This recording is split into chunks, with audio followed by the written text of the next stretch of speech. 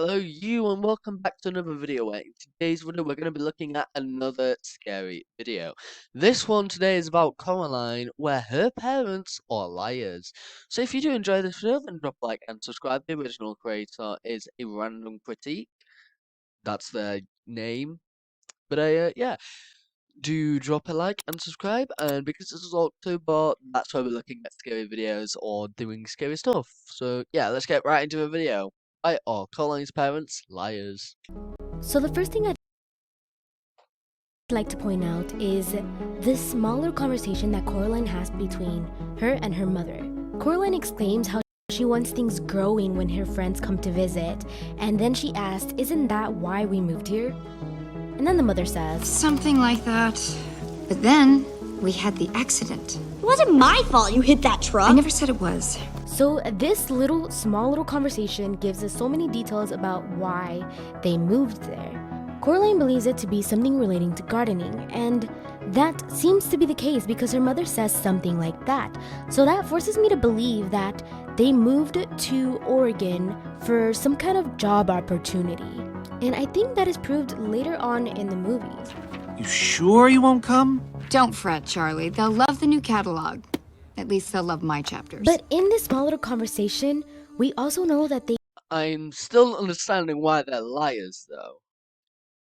If you get what I mean? got into some sort of car accident. Yes. And the mother kind of places the blame on Coraline. So we know that something relating to the car accident, Coraline had something to do with it. Maybe. Later on, Yeah. shortly after that small conversation, the mother brings attention to a gift YB left for Coraline. So the mother made sure that this gift got to Coraline. To shut her up so she can continue on with her work. Just saying. And that alone isn't weird or suspicious, but just keep that in mind. I mean, I'm guessing her mother didn't check the package as it was still wrapped up and the note was still there, so she won't know what it is. So after this conversation, Coraline goes to her father into his office, and the father pays little to no attention to Coraline, really. He's at work. Oh, this house is 150 years old.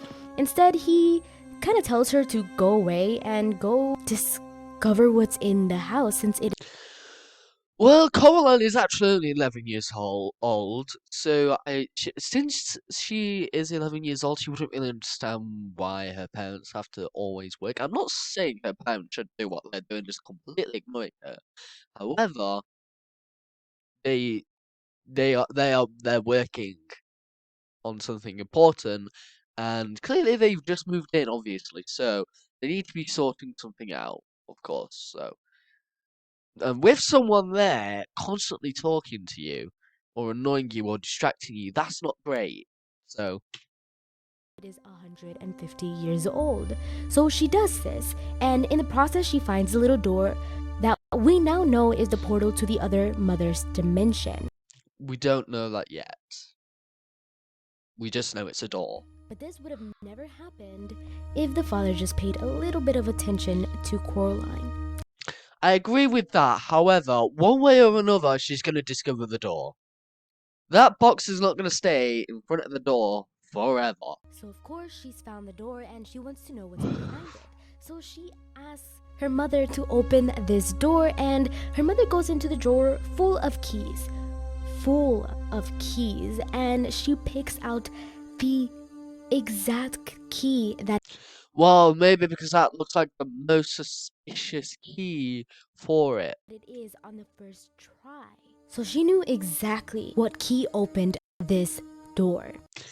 Oh, I wouldn't say so. I would just say she looked for a key. Oh, what's this key? Strange. She looked at it like it was strange. She thought, maybe I'll try this key. So no, she did not. She just looked in the drawer, keys. Oh, this key looks weird. So there. Simple. Which already seems a bit suspicious, don't you think? No. So Probably she just opens the the tiniest door and bit, she but yeah. keeps it open. She doesn't lock it. Probably because she can't be bothered because she has work to do.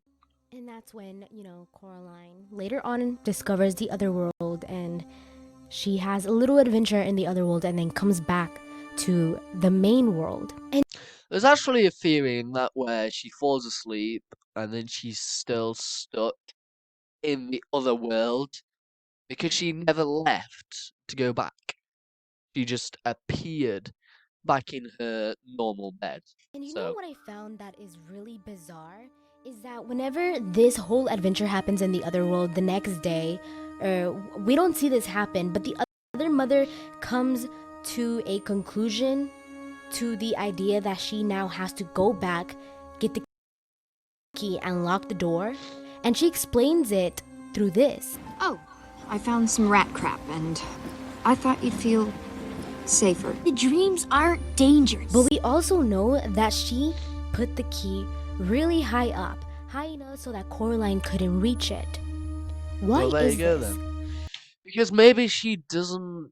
Actually, that's a good one. You've got me there. Maybe because she doesn't want Coraline messing about with it. Maybe.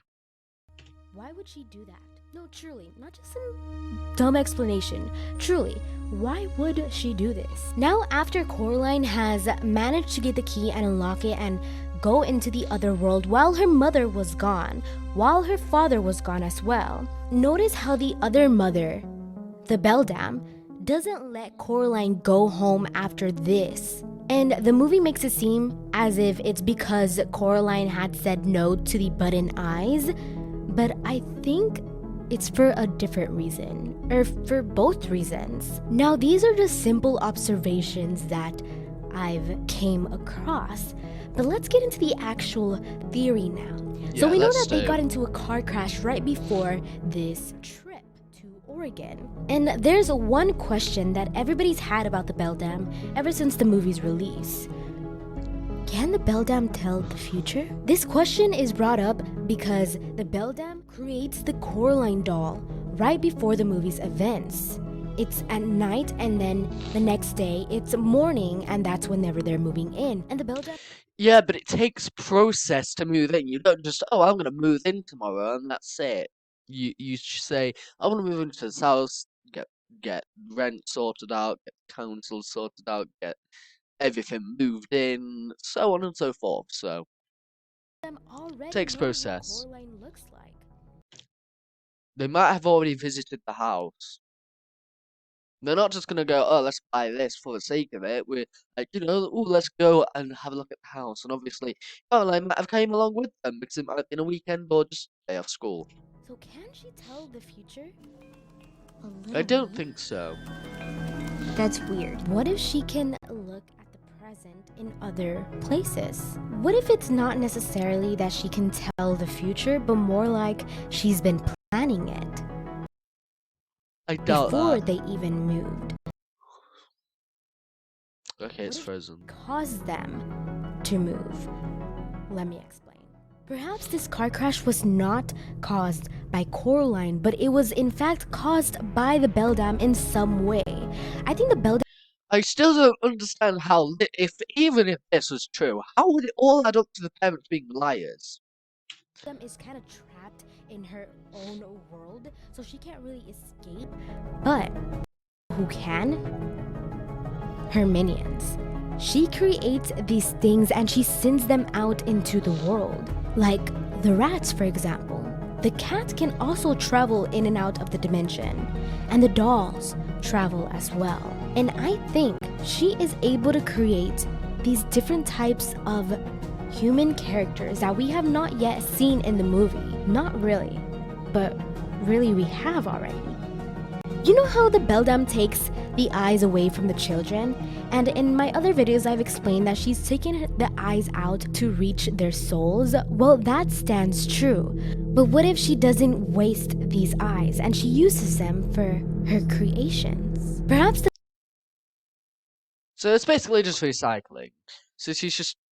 That would seem pointless, though. That's like you're taking the eyes to make a creation, to take someone else's eyes, to make another creation, and it's just continuous. So you're only making eyes to make a creation, to trap kids and take their eyes for another creation. and you would have to destroy that creation and make a new creation each time someone else would move in. I don't understand.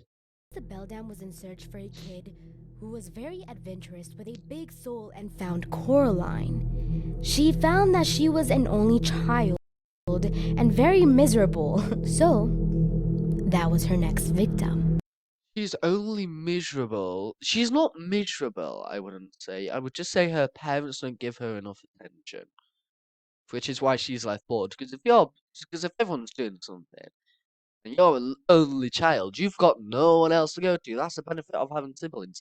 If you have a sibling, you got someone to go to, you're not going to be miserable. Fingers crossed. So what did she do? She caused the car crash to happen, made it look accidental. The parents, Coraline's real parents, passed away and got her creations to replace her parents. No. And the reason they don't have button eyes is because she used the eyes of the dead children. This is going too far. We find the eyes, I think, of the children to set them free. So the eyes are not going to be in the parents. So, the other parents, not her biological parents, decided to move to Oregon because there was a job opportunity in Oregon. So they moved very, very far away into the Pink Palace, right where the Beldam was. And the good thing about this move is that Coraline was now very, very far away from her own family.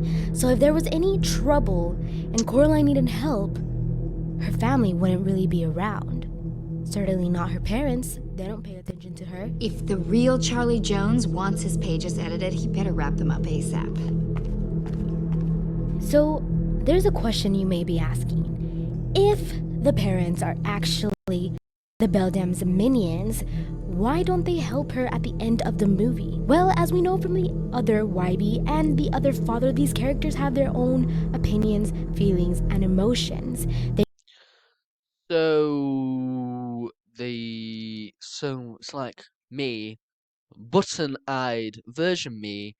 I could be really, really sad, button-eyed. Oh, okay, I could really, really be happy in this world. The button-eyed me might be completely different and hate it, or just really upset all the time. Maybe.